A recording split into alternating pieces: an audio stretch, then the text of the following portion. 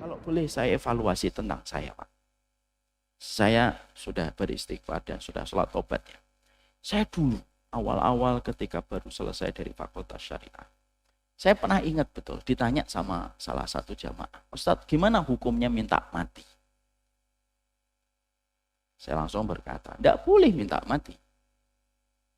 La yatamanna ya ahadukumul mauta lidurrin nazala bihi. Jangan sekali-kali minta mati. Tidak boleh.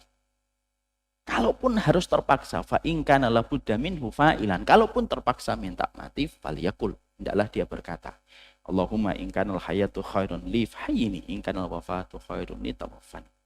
Ya Allah, kalau memang hidup itu baik untukku, ya hidupkan aku. Tapi kalau mati baik untukku, matikan aku. Jadi minta mati nggak boleh, Ustaz? Nggak boleh. Haram? Haram.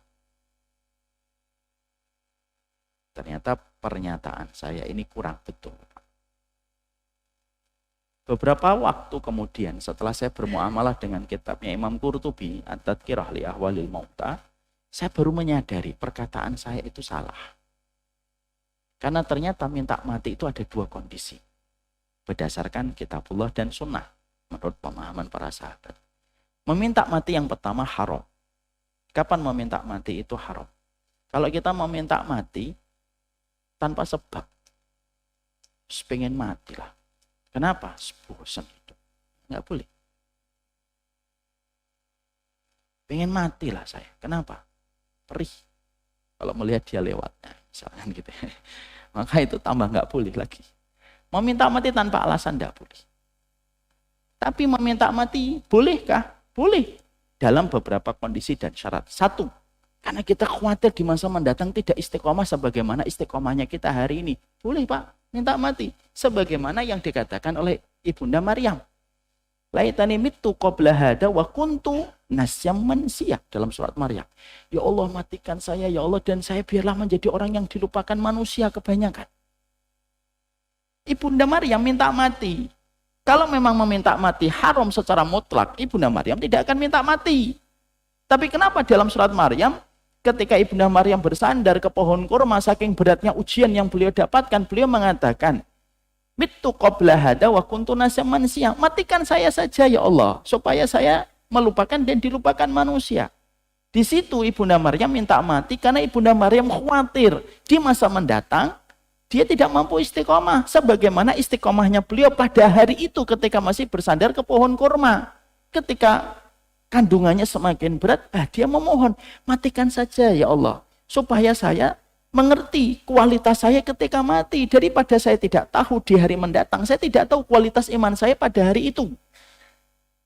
Jadi boleh Pak, artinya dari perkataan Ibunda Maryam, boleh nggak bapak-bapak ketika lagi merasakan nikmatnya sujud, nikmatnya zikir, nikmatnya ikut taklim, kemudian bapak berdoa, anak-anak sudah besar, insya Allah ada rezeki yang cukup untuk mereka, lalu bapak merasa dekat sekali dengan Allah pada saat umur ini, lalu bapak meminta, ya Allah, matikan saya ya Allah, karena saya khawatir di masa mendatang saya tidak mampu istiqomah dan merasakan manisnya keimanan sebagai manisnya keimanan hari ini. Boleh Pak. Tapi kalau istrinya marah ya saya nggak ngerti ya. Mau tinggalin saya. Artinya itu boleh. Yang kedua, kapan kita boleh minta mati? Yaitu ketika kita khawatir terhadap fitnah. Jadi kalau kita ngelihat fitnah sekarang kok luar biasa, semakin parah, tiap hari fitnah itu semakin memburuk, kita minta mati supaya terhindar dari fitnah. Boleh. Sebagaimana perkataan dari Umar bin Khattab. Umar bin Khattab itu minta mati Pak, tidak minta panjang umur beliau. Beliau memohon mati kalau memang fitnah itu sudah datang. Makanya doa Umar bin Khattab itu apa? Allahumma inni as'aluka fi'lal khairati wa tarkal munkarati wa hubbal masakin wa in aratta adarta fin nasi fitnatan faqbitni ilaika ghairu maftun. Ya Allah, aku memohon kepadamu fi'lal khairati, kebaikan untuk melakukan kebaikan. Wa tarkal munkarati, meninggalkan kemungkaran. Wa hubbal masakin, mencintai orang miskin. Kalau engkau akan menurunkan fitnah ya Allah, matikan saya sebelum fitnah itu datang. Jadi fitnah itu dihindari Pak, dijauhi, jangan didatengin. Jangan malah kemudian minta panjang umur, saya minta panjang umur. Supaya ketemu Dajjal, Dajjal kok ditemuin. Dajjal itu dihindari. Makanya minta, karena kita ngelihat fitnah semakin buruk, semakin pekat semacam ini, kita, ya Allah matikan saya sebelum fitnah itu merusak keluarga saya. Karena fitnah itu berat. Kata Rasulullah itu sampai pedangmu patahkan kalau fitnah itu sudah datang, supaya kamu tidak mengalirkan darah sesama kaum muslimin. Orang yang duduk, orang yang dalam kondisi duduk, dalam kondisi ini, maka pada saat zaman fitnah itu berat. Makanya kalau kita melihat fitnah semakin berat gitu, maka kita boleh berdoa, ya Allah matikan saya sebelum fitnah itu merusak keluarga saya. Sebagaimana Umar yang memohon supaya dimatikan sebelum fitnah itu datang. Padahal Umar, Pak, Bapak dan Ibu tahu, Umar itu tingkat imannya itu luar biasa.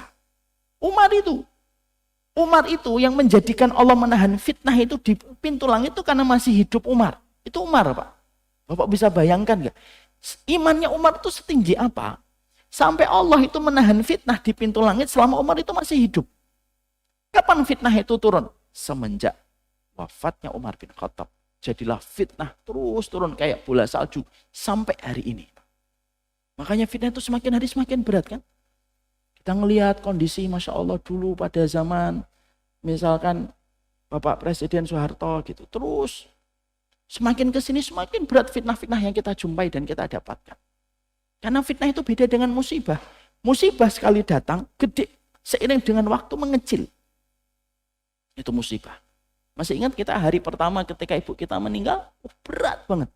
Tapi seiring waktu, kita akhirnya mendapati dan menjumpai banyak hal. Mendapati anak kita, berjumpa dengan istri kita.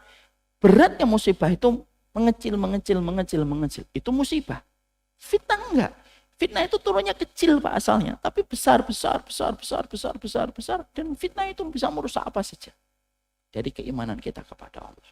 Minta supaya nanti kalau fitnah itu datang, matikan saya Allah. Dan memang fitnah sudah datang sekarang.